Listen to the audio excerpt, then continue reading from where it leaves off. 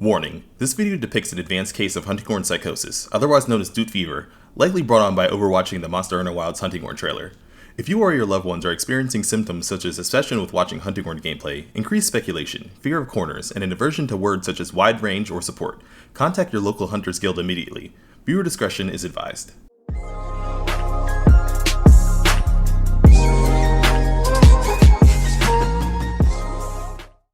What's up guys, KPlaysHere, and you guys didn't hear anything before this part in the video, did you? No? Good. So, I sorta kinda made another hunting horn trailer analysis video, but I can explain. I couldn't help it, okay? It just looks so good. Plus, Capcom made me make a longsword video. But it's all okay now. Until that next trailer, we're gonna pop back into our regularly scheduled program and talk about the Doots. See, like I mentioned in our first go around before I decided this trailer was so nice I had to review it twice, I caught that thing as soon as it went up, 4 AM in my time. Excitement can only wake a guy up but so much, and as a result, I immediately did let a few details about my much-loved hunting horn sneak past me. I know, I'm the worst. But today, we're gonna fix that. I've been comparing things between World Rise and the new trailer to see what other little tidbits of info I could squeeze out of a minute and 6 seconds of sweet, sweet new horn footage, and ended up finding a few things, and I figured I might as well share them all with you. So without further ado, I'm not crazy, you are, and here are all the extra little things I could squeeze out of the Wilds hunting horn trailer. Enjoy! Starting things off, again, let's take a look at this horn. A lot of sharp eyes caught the fact that it wasn't the only one shown in the trailer. The leading guess as to why there's a random split-second shot with the bone horn in it is that there might be some factor that it has but the one we see for the rest of the trailer doesn't. And while I'm kindly inclined to believe that theory too, there's another possibility here. It's actually kind of funny if that ends up being the case since it caused all this speculation. Whoever made the trailer could have just goofed. Let me explain. We see that the hunter's rocking the full classic bone set, right? Well, of course the bone horn would go perfectly with that. That said, at some point somebody may have decided that there was a better looking option to be the face of hunting horn for this game and changed it to what we have now. And honestly, I couldn't blame them. This is awesome looking. And if they already finished collecting the clips, they might have had to redo and replace using the new choice and maybe they missed the shot. Could have happened. Either way, as classic as the bone horn is though, I think they made a good choice here. But since it's obviously not the match to the bone set, what is it? I've seen a bit of speculation about where it could be from, and I got a few ideas of my own. Seeing as this is a new weapon model, the only comparison we have to make is obviously another new weapon. The hunter we see in the longsword video is rocking a full set of Doot-galoo armor, so they're most likely also wielding a sword to match. This could mean that we're seeing the Doot-galoo hunting horn, but if we go way back to the second trailer, you can see that these tribal markings found on both weapons are pretty similar to the ones scrawled over the wall in this cutscene. Now, this could be some tinfoil hat theories talking, but there could be some more significance to these markings. Maybe it hits on a portion of the plot around when we first encountered this monster and this area. But you'll notice that the people running away are yelling about monsters being in the village, so maybe a few weapons are getting some Desert Wasteland Mad Max style models as your first option. Wouldn't have expected that since the first greatsword we see has a very different design theme, but it's possible. Looking for tiny details like this before we get bigger info drops can turn up some kinda neat results. And speaking of tiny details, we might actually already know the notes for this horn. Sounds crazy, I know, but hear me out. In World, you could actually tell what notes a horn has without looking into its stats by looking at the colors that'll flash with each swing. The same thing seems to apply in Wilds, although it's a lot fainter due to either an update to the visual effect and or the contrasting colors between the horn and desert environment. Going frame by frame, if for some reason you felt like doing so, you can just barely make out white, blue, and green. That'd correspond to this song list here. Now, this wasn't exactly the most popular set of buffs in the past, so if you like these looks, we might have a case of, gee, I really hope there's layered weapons in this game on our hands. But keep in mind that there's a very real possibility that song lists might not be the same as they were before anyway. Rise heavily changed the way note lists work, and while that version of the song system most likely won't be back, we don't know if the old one is either. Not entirely anyway. For example, we haven't seen the echo attack, but we have seen a dedicated echo bubble move, so we might not be accessing the echo note songs in the same way. That's already a change of the state and things in Iceborne right there. Fortunately, we only have about another day before we can see any hunting horn UI, but as soon as we do, you can use this as a reference. If the demo hunting horn has these notes and this song list, we'll be back to the old status quo. If not though, well, that blows the possibilities wide open. Personally, I'm gunning for that second option. Like I mentioned in my wishlist series, the old song list could use a bit of a facelift, and Rise Sunbreak brought us some pretty cool songs I'd love to see return in Wilds. We can't get those unless we change things up a little bit. While we're on the topic of songs though, we'll need to look at the new ways we'll have to play them. So, we saw that the new recitals are looking good, right? Not only is the more thematic recital mode back complete with encores to shuffle and all, but it also gains some new attacks and extrasonic waves. There isn't much to go on when it comes to mechanics though. For example, why does the hunter flash and do 2 sound waves here, but do only 1 sound wave with no flash at all here for the same move? UI will definitely make things like that clear, but even the visuals give us something to compare with what we had before. And that comparison, it's very, very much in Wild's favor.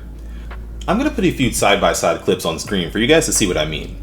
Do you notice a difference here? I mean, I did as soon as I watched the showcase, but I didn't really put things into perspective until seeing the same moves on screen like this. Wild's recitals are pretty darn fast. Not quite as fast as Rise's immediate song activation, sure, but even adding in an entirely new move in the middle, it always finishes playing its songs full seconds ahead of World's recital mode. Plus, we don't even know if this is a single song or multiple, because throwing a third attack into the mix with no context kinda throws off our general understanding that recital mode always goes recital, encore, and that's it. For all we know, this mystery side slot could be adding in extra notes mid-recital, like with online special flourish. If what we're seeing is just 3 songs like I first guessed though, the difference in buff activation speed kinda gets ridiculous. But back to the moves themselves.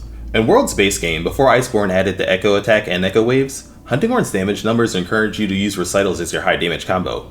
But with the commitment of those animations, they could be a little risky to pull off. Now though, I wouldn't be surprised if we were almost constantly able to spam recitals, which, when you consider the Echo Bubble synergy, can end up being good news for our damage potential. The main question is whether we're keeping the quality of life movement additions we got in World, namely being able to roll cancel out of songs early or adjust our positioning during the Hunting Horn Shuffle. If we have those two, this is easily the best recital mode ever, no question. Now, it's probably likely that focus mode will be what lets us move around like we could in World, but what makes me optimistic about our maneuverability is the update to directional recitals.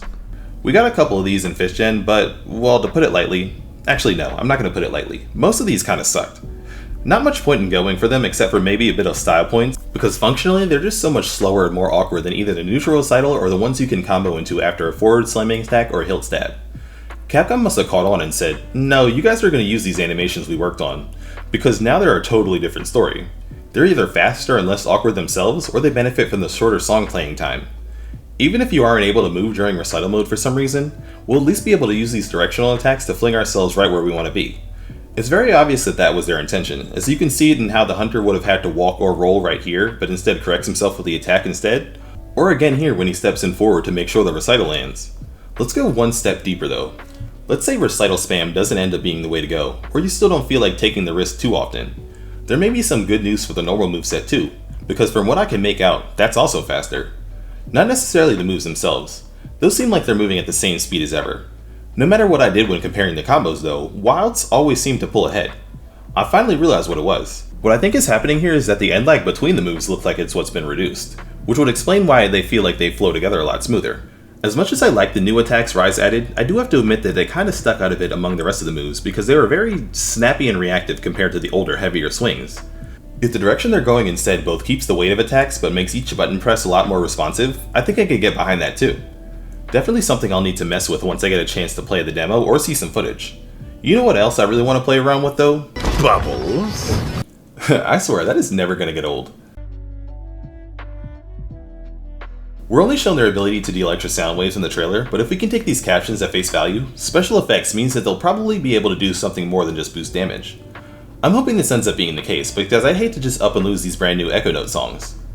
Bigger bubbles means that they'll be a lot easier to spot and come pick up for others too, and the damage boost will make it so that Hunting Horn users will want to be in front and center playing songs offensively. If you think about it, this is another one of those go play aggressively hints like Inferno Melody and Double Notes were, and a pretty good one at that. The part that has me curious though is the fact that you'll be able to place multiple around an area.